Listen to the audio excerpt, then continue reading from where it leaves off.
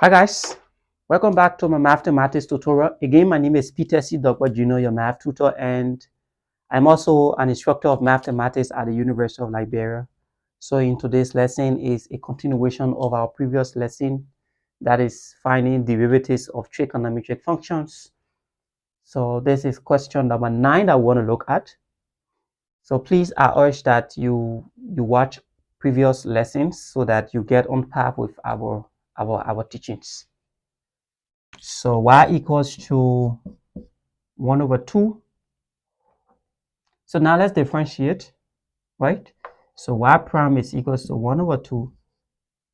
We are differentiating. So the derivative of x is just 1 plus, now the derivative of this logarithmic function, natural logarithm, remember we told you it's 1 all over the function sine of x minus cos of x, and then times the derivative of this particular function. So the derivative of sine is cos, minus the derivative of cos now is also negative sine of x. So we're done. It's just for us to simplify. So y prime now equals to 1 over 2, 1 plus, so negative times negative is positive. Sorry, this is not, this is okay. So we have, let's close this thing like this, and then we can close it like this.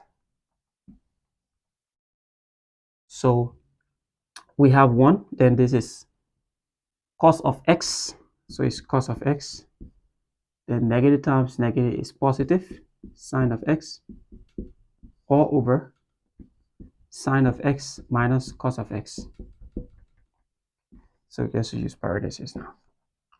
Now we can simplify. Finding the LCD, we have 1 over 2, so the LCD is just sine of x minus cos of x.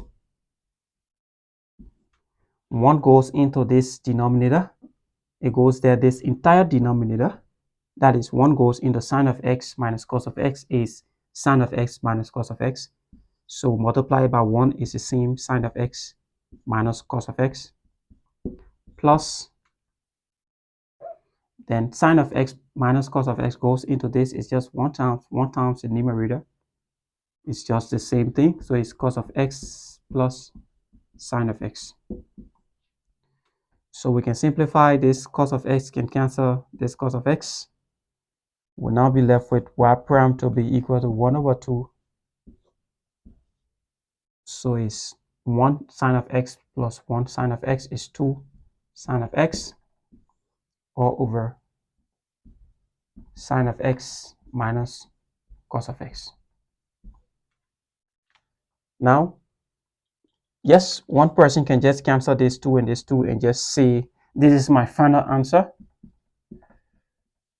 You can say this is your final answer.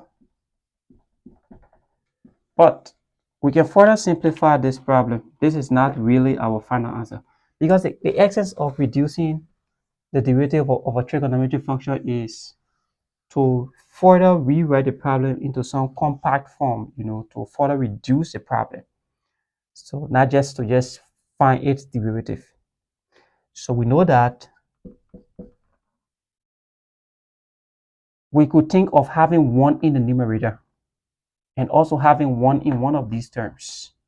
At least that will be in some simplified form. So to have 1 in the numerator is to ensure that we divide the numerator by sine of x. So since we are dividing the numerator by sine of x, we must also do the same thing in the denominator. So we have sine of x here minus cos of x all over sine of x.